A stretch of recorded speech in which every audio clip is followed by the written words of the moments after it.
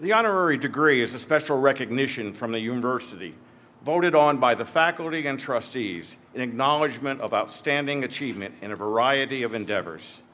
Dr. Joe McLean and Alex Bailey, the recipient of this year's Peter and Barbara Smith Outstanding Student Leadership Award, would you please escort Mary King to the podium for the presentation of the degree of Doctors of Law.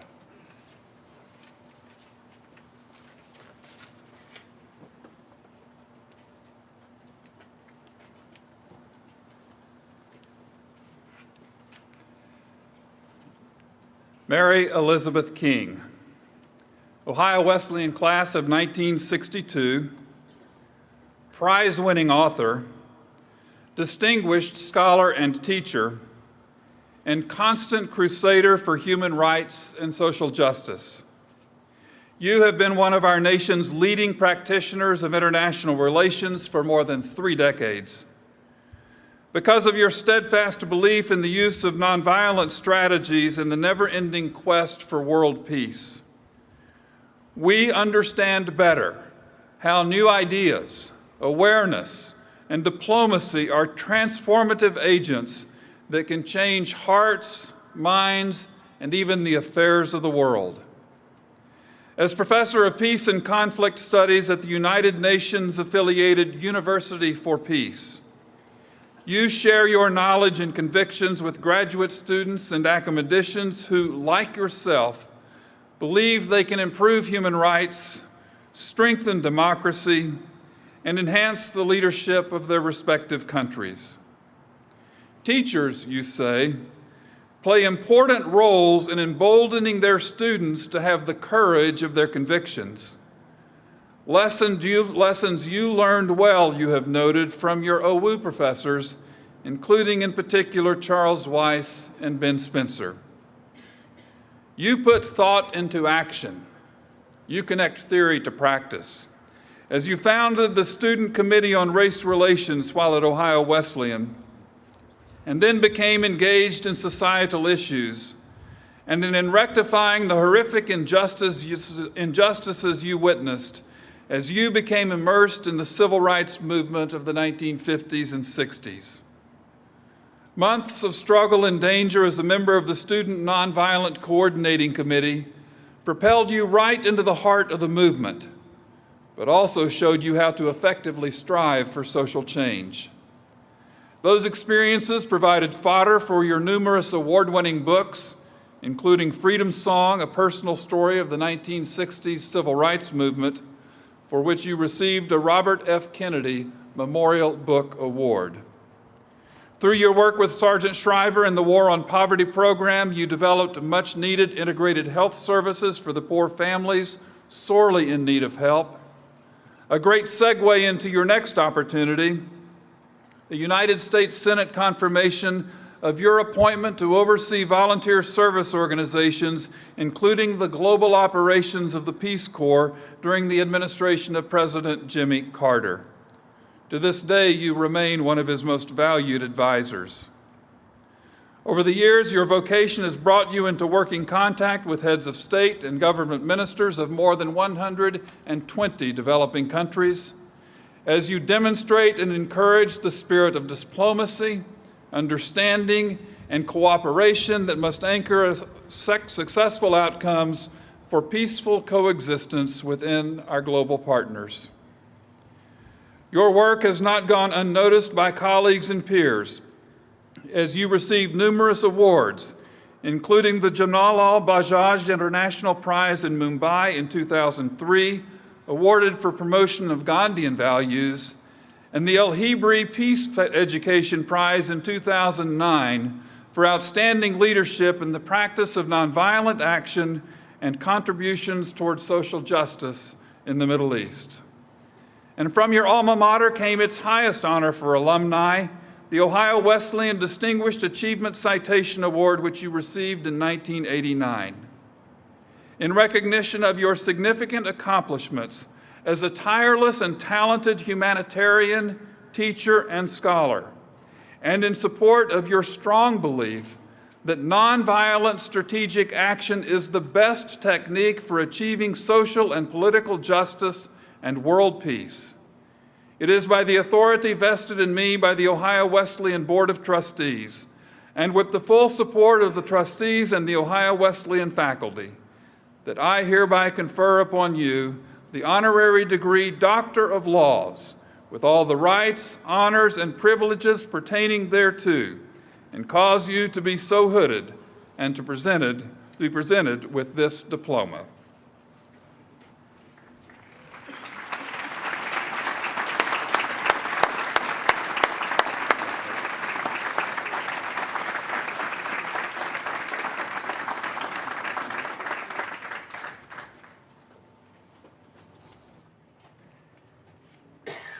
You have just heard about the remarkable life of our commencement speaker, Mary King, Ohio Wesleyan University class of 1962.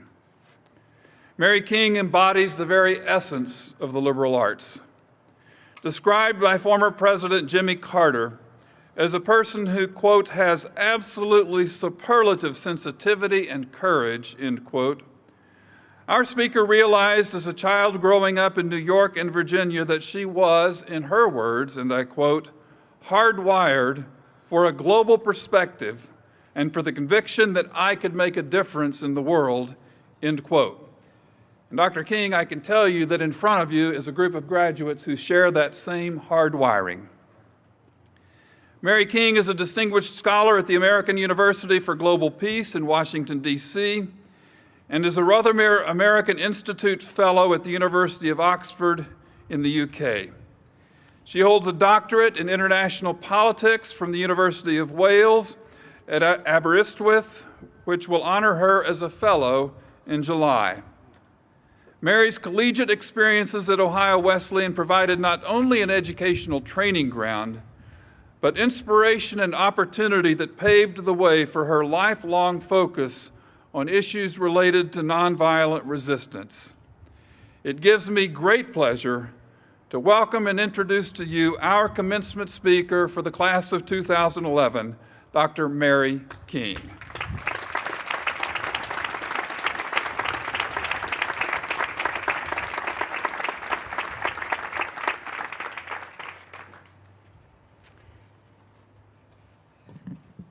Thank you, President Rock Jones, for this marvelous introduction of me that you've made.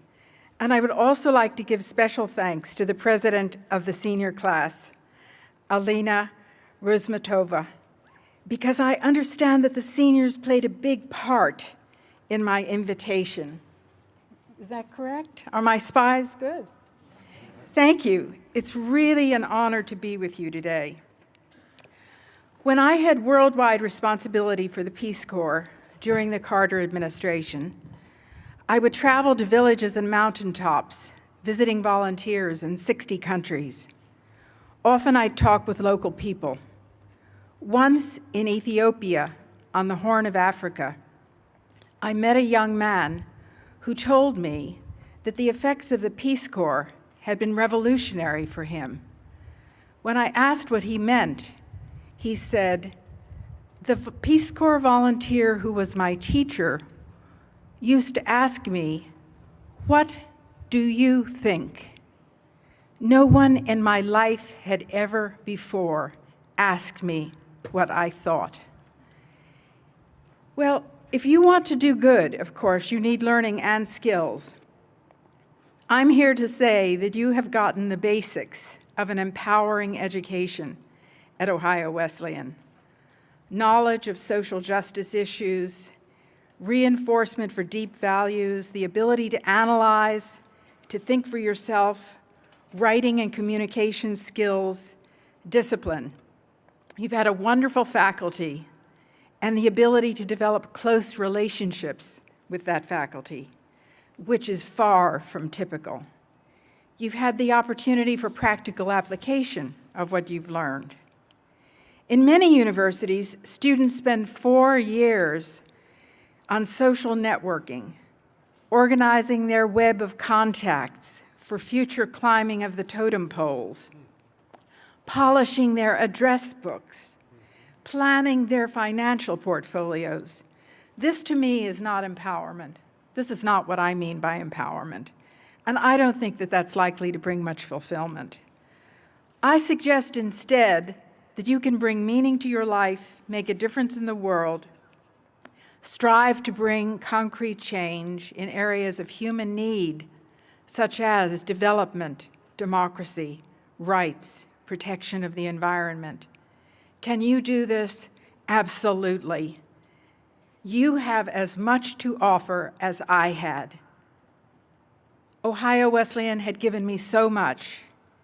Miriam Willey in the Religion and Education Department and director of the Student Y, she used to regularly ask me what I thought. This is a moment of empowerment when the teacher wants to learn from the taught. She also impressed upon me, and she's here with us today, right behind the senior class, sitting in the middle in a white sweater. She used to impress upon me that merely possessing tolerance is not enough, because tolerance is often controlled hostility. Professor Butler A. Jones of the Sociology Department became my friend. I never studied with him, I never took a course with him, yet he befriended me and taught me about attitudinal change, that it's difficult but not impossible to change attitudes. Charles Weiss in the English department taught me that how one expresses a thought can be almost as important as the idea itself. Benjamin Spencer, who chaired the English department, taught me perhaps the greatest lesson of all, that life is fleeting, vanishing, transitory, and evanescent. I left Ohio Wesleyan from the very position that you're in today to join the civil rights movement, but it was because of Miriam Willey and B.A. Jones that I was able to make the crucial connection to go to work for the movement. There was no yellow pages listing saying, call this number if you want to put yourself on the line. They helped me. And I think that many of you have also had similar introductions in your trips with Professor Flam to Vietnam, with Professor Howard to Tanzania, and all of the others that I've been hearing about in the last 24 hours.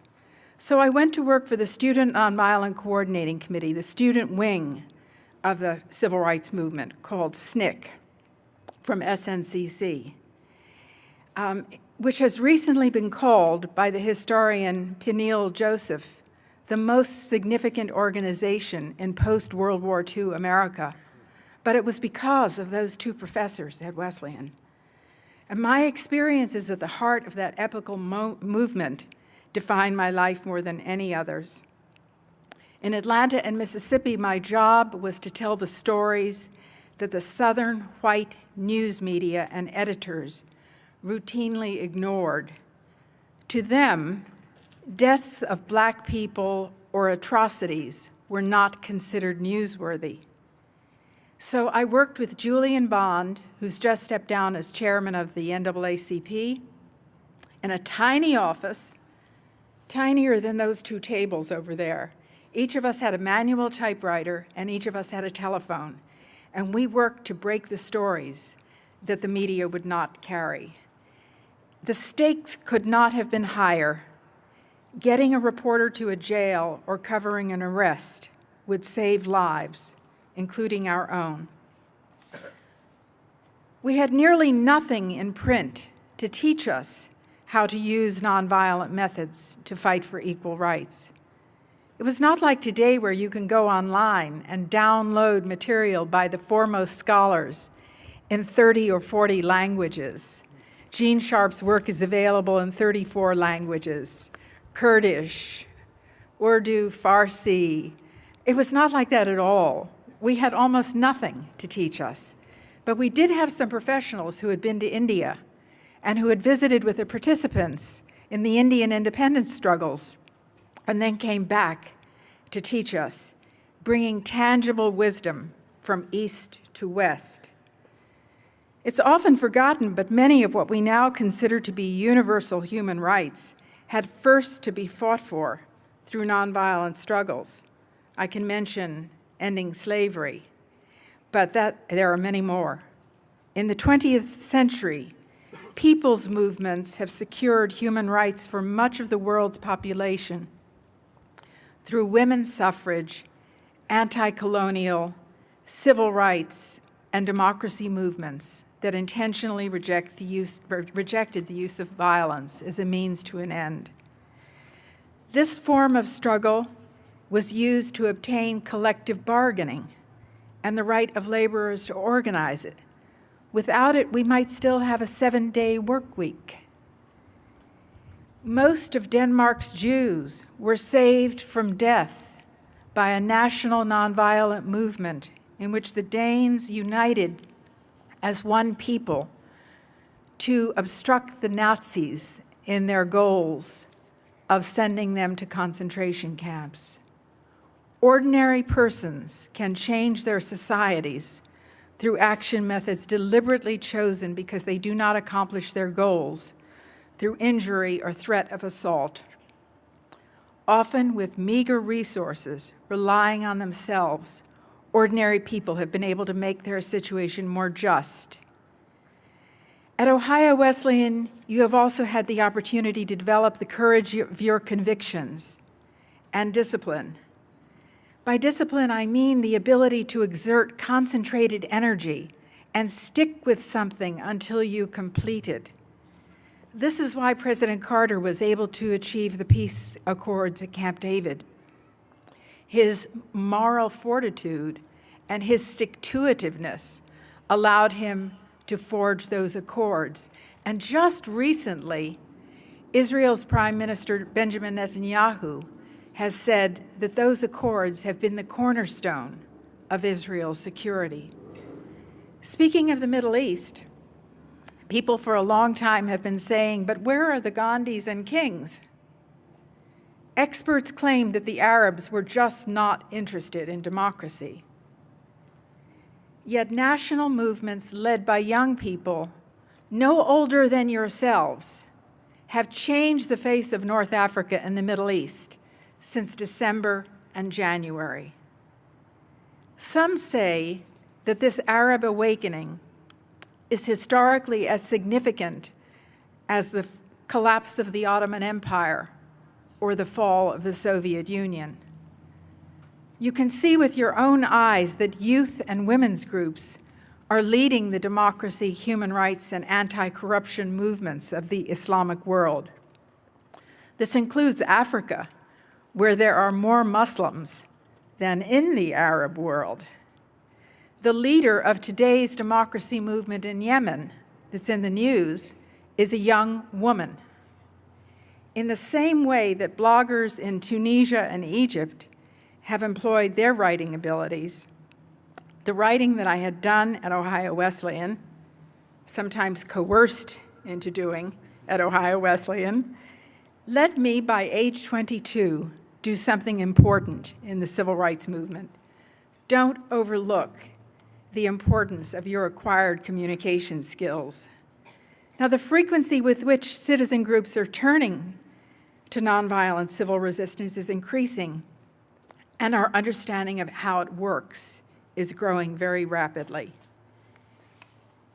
Empirical evidence and hard data now show that countries that have achieved bottom-up grassroots nonviolent struggle are more likely to sustain human rights and democracy once established than when violence has been used.